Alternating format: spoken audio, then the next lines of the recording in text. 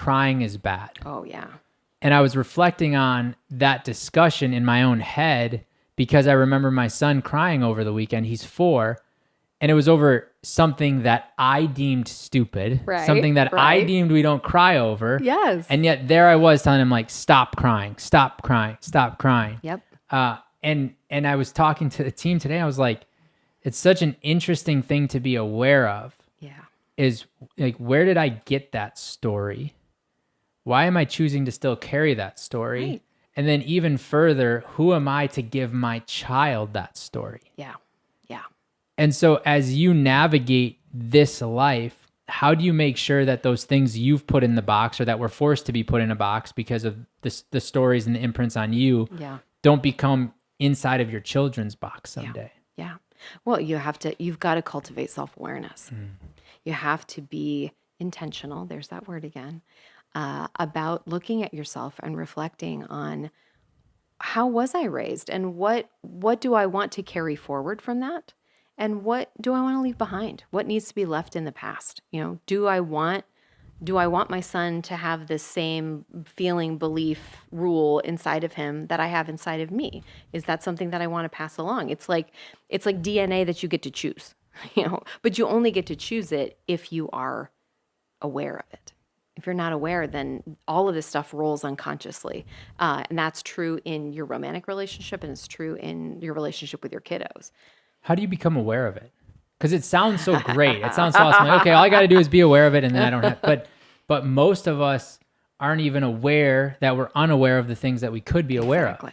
Exactly. So is that through self-reflection? Is that through coaches? Is that through books? Is journaling? Like, where do you start? All of the above. Anything that works for you works. I don't care what it looks like. You can go to therapy if you want to go. You can go to a retreat somewhere. You can read Eckhart Tolle. You can, I don't know. I mean, you can journal, literally anything. I do not care what you do, but start taking a look at yourself so that you are,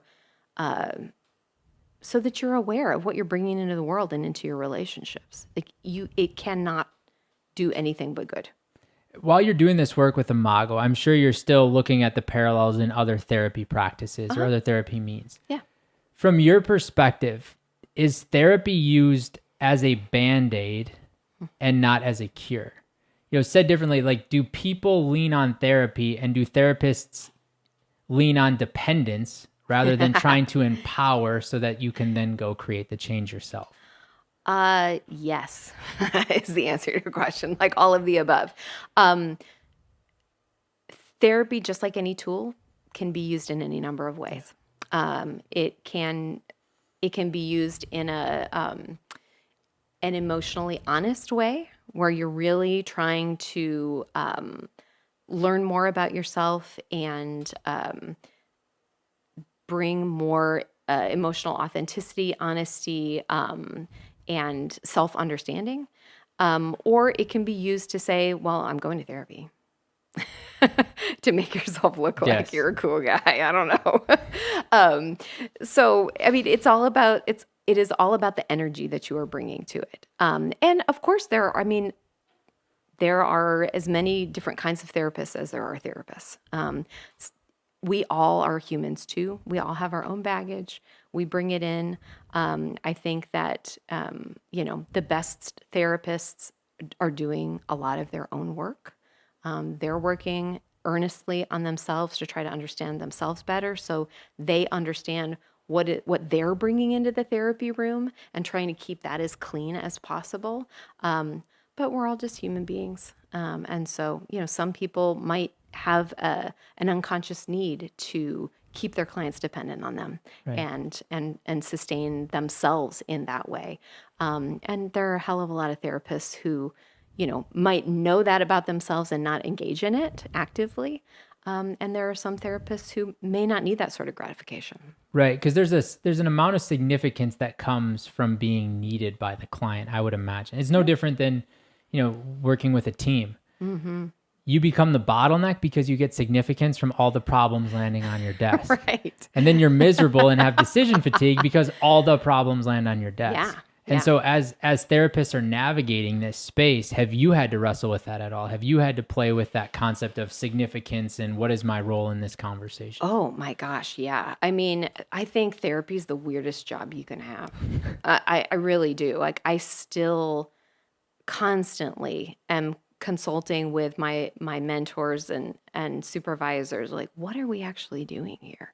Is it my job to help people? Is it my job to like just hold space so people can help themselves?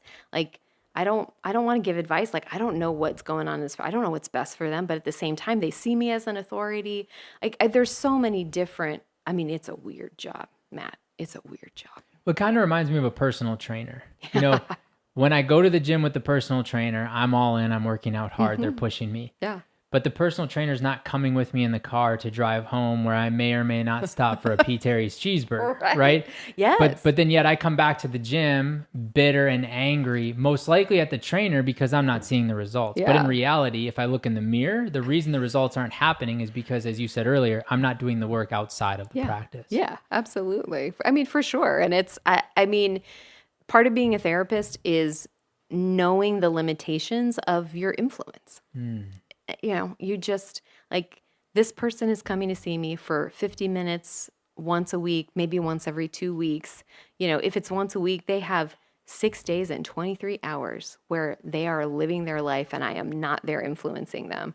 And, you know, like, you have to be humble about what your contribution really is, you know, and not take it too seriously, but also know that you really don't know what your influence is. So you have to be very careful. You have to be mindful of what you're bringing into the space, what you're saying to clients, because you never know what's going to land with them and how it's going to land. And then how long they'll carry it.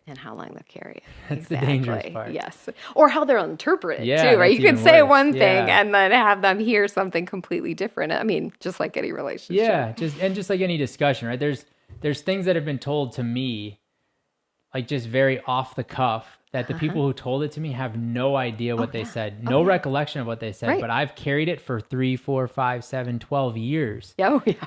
And I'm still like, do you remember what you said? Like, no, tell me what I said. I'm like, nah, I'm good. No, I'm just going to leave you sit with it, right? No, like, what did I say? What did I say? Was it good? Was it bad? Yeah. But at the end of the day, it is then mine to choose how to apply my interpretation. There you go. And so I don't think it matters what they truly said. I think what matters is what they said, how it impacted me, and how I use that to make choices moving forward. It's true. Exactly. I totally agree. Yeah. So trauma is a very commonly used word in today's day and age. Oh my gosh. Yes. It's everywhere. From your perspective, is it misused, overused, or underused? Ooh. Oh man. Yes. Again, is my answer, which is probably totally unsatisfying. It can be misused. I mean, it depends on, are you using it as an excuse? You know, are you using it to create a space where you are a victim and you don't have to do hard things? Then you're probably misusing it or overusing it. But I think also we don't recognize, I mean, everybody recognizes what they used to call big T trauma, you know, like, right, where you're got in a terrible car accident, or you were assaulted, or you were part of a natural disaster, you know, something terrible, acute that happened to you. I think that we're getting to a space more and more where we are recognizing the significance of little T trauma. And again, like, that's, nobody uses those terms anymore, but the kind of chronic developmental trauma that, you know, people suffer through, and, you know, you can't see it in the way that you could see those other kinds of acute trauma. They're like the little paper cuts. Yeah. The little comments, the little moments of feeling. Right. Yeah. Right. Those, you know, the disconnections, the little wounds, the, the small injuries that happen consistently over time.